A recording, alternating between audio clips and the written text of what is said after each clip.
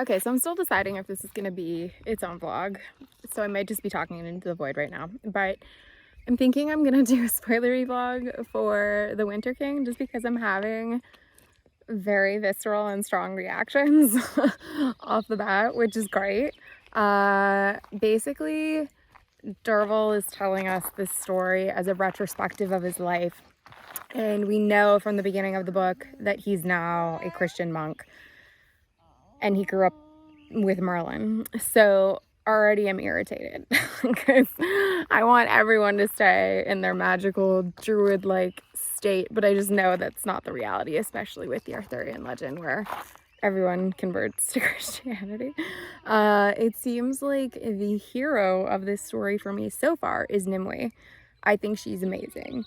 Definitely has undergone trauma, like having to bed Merlin at 14, not cool, and has just become a really strong female presence for the old gods, the gods in general, and for druidism, which, like, druidism just as its own topic is so interesting because we know bits and pieces about it, but of course so much of it was wiped out from the Christian invasions of the islands of Britain and Scotland and Ireland. So it's just criminal. I feel like that we don't know as much as I wish we would. Like, there's just so much mystery around it. Like Easter, the holiday Easter was originally a Germanic goddess, kind of like a druid goddess of Ostera, and of course that became Easter and stuff like that. So I mean, like, so many of our traditions are still rooted in that culture.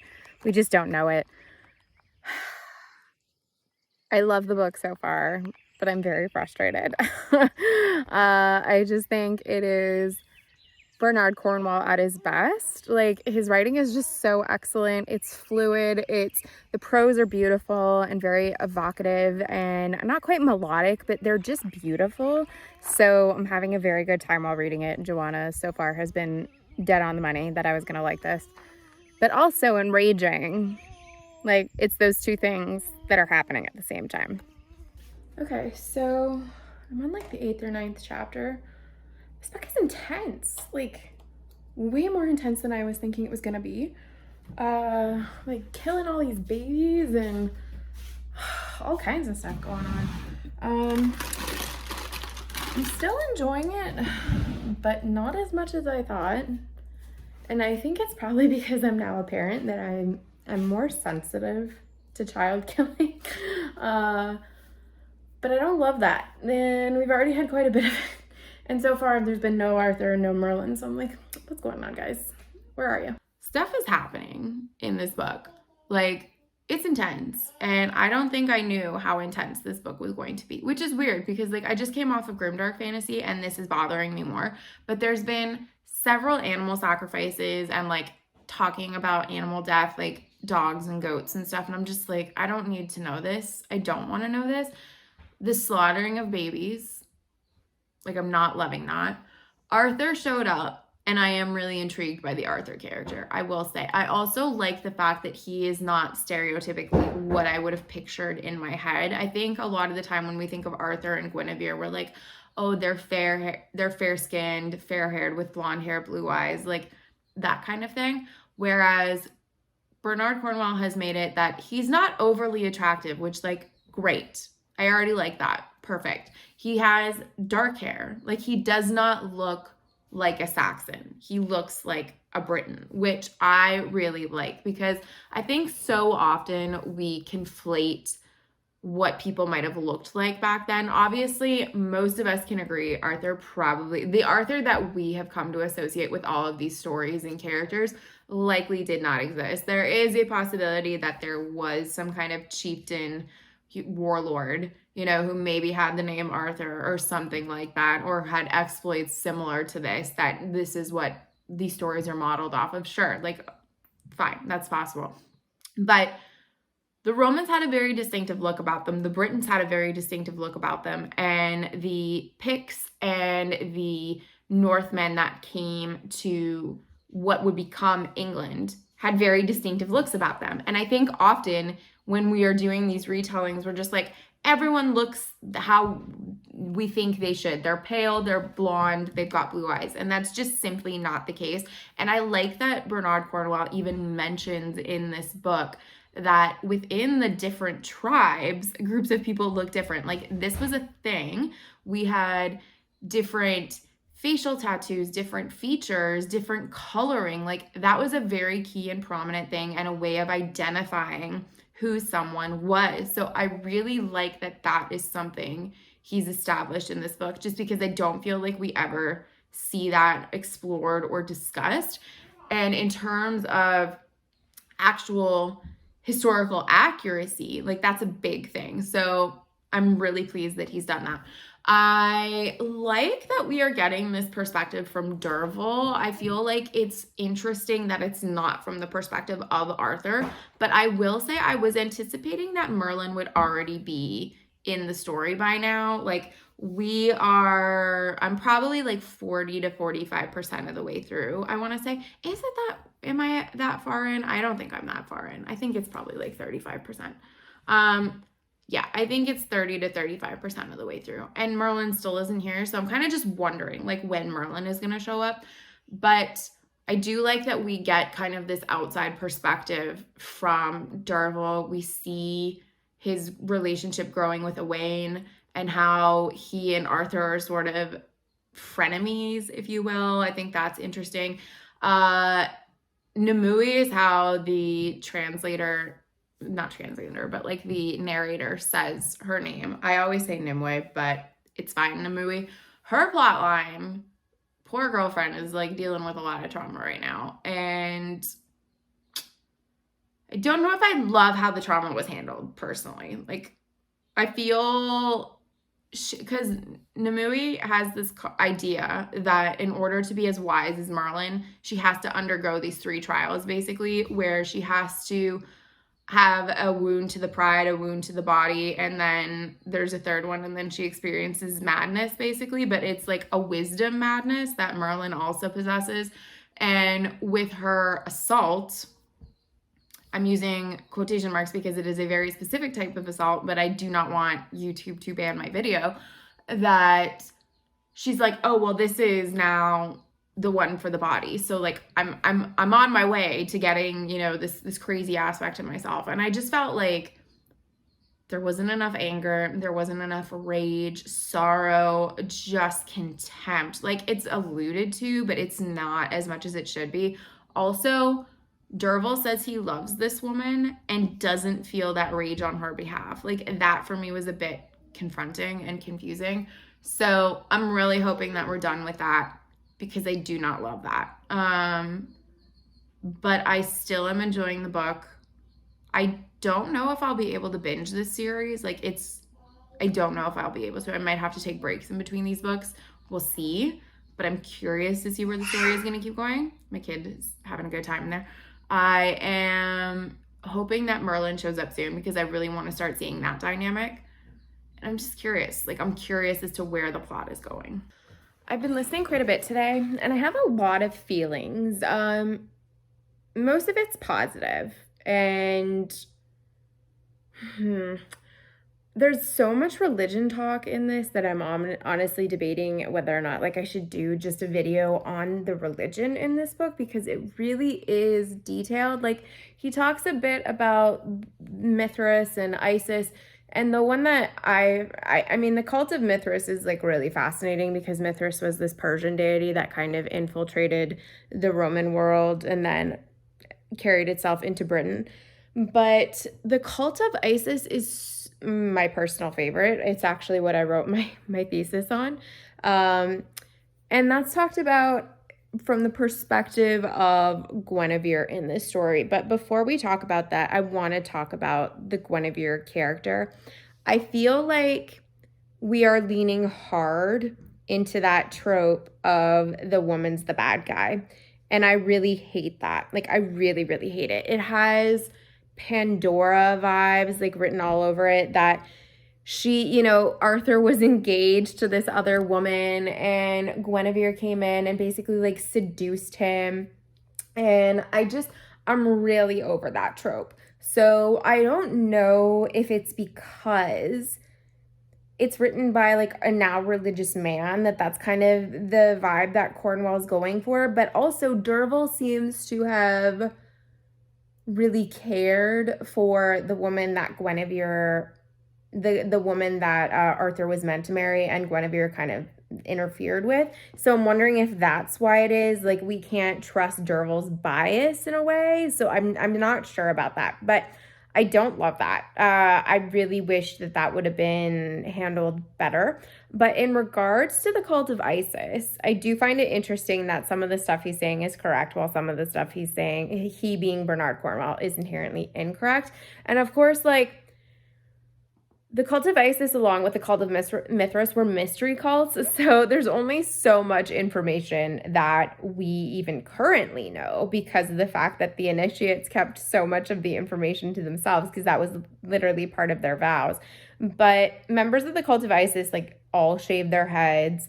There were male priests, like there were mostly male priests, even though she's a feminine goddess. But the thing that I found interesting that Cornwell, I switched locations because stuff's happening in my house. So basically, the thing that I wanted to say is that what is fascinating is that Cornwell chose to use the cult of Isis as the one being antagonistic to the priest, where Guinevere is, which I love because this is historically accurate. And the reason that is because obviously with Christianity, like, what a lot of people don't like the term, but it's the reality of it, is that Christianity originally was a slave religion, in that the majority of its initial converts were slaves. And that was because the promise of the afterlife was so appealing, because their life while they were alive was so dismal.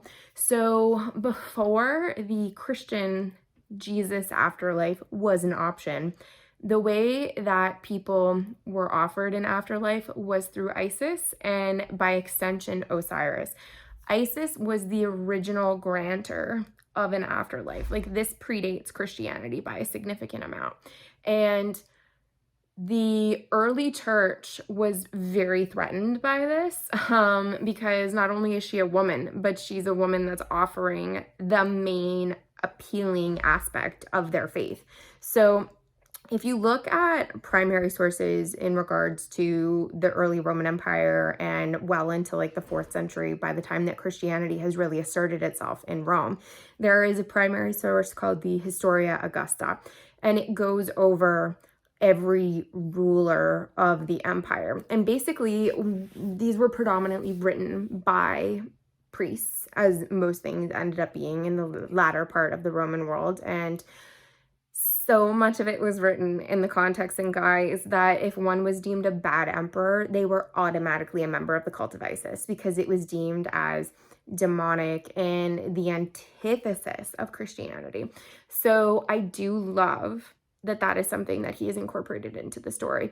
In regards to some of the imagery, like he being Derville acknowledges that there's a shallow pool of water when he walks into the temple for the Temple of Isis, like, spot on. That's 100% accurate.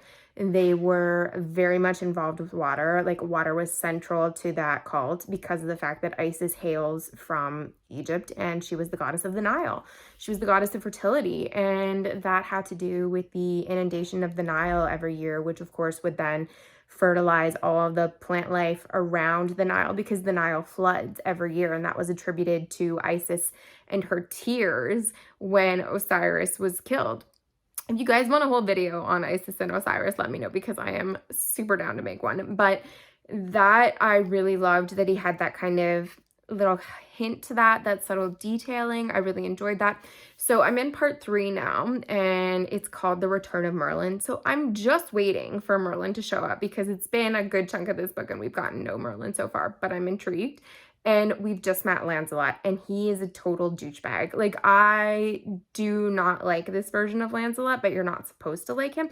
I tend to prefer where Lancelot and Guinevere are kind of the good guys and Arthur is the bad guy.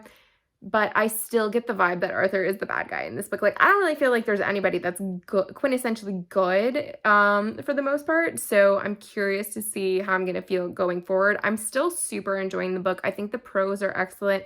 The method of storytelling I'm really enjoying. I like Dervil as a character.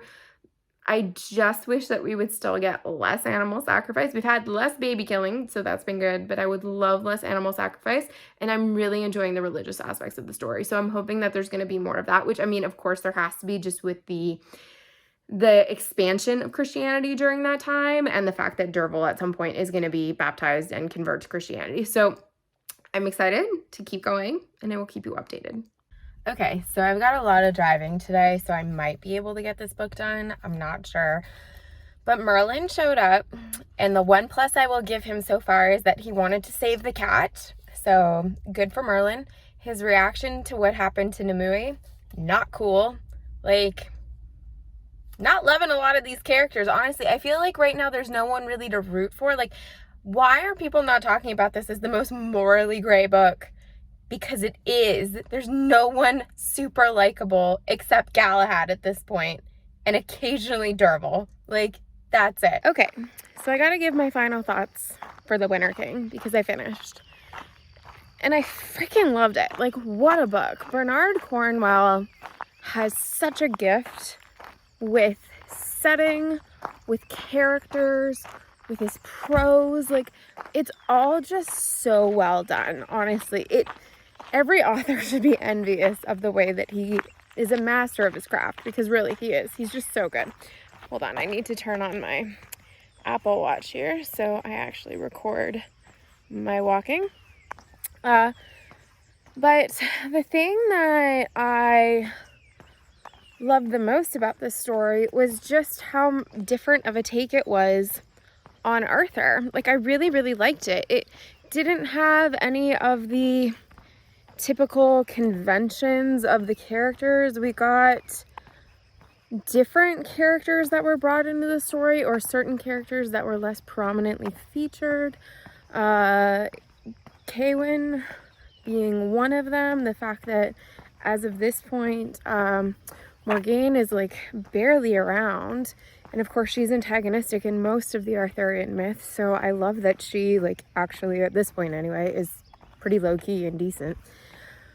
Dervil's story, I really thought it was so interesting. I liked getting a first-person perspective from Dervil because it's not Arthur. It's just so much more interesting, I think, when the POV is not Arthur, right? I think that when you get that outsider's perspective and then you get their inner monologue about these bigger-than-life characters, that to me was just a lot more interesting. I will say though, Dervil is like super in love with Arthur, which, fine, questionable though, highly questionable, I think.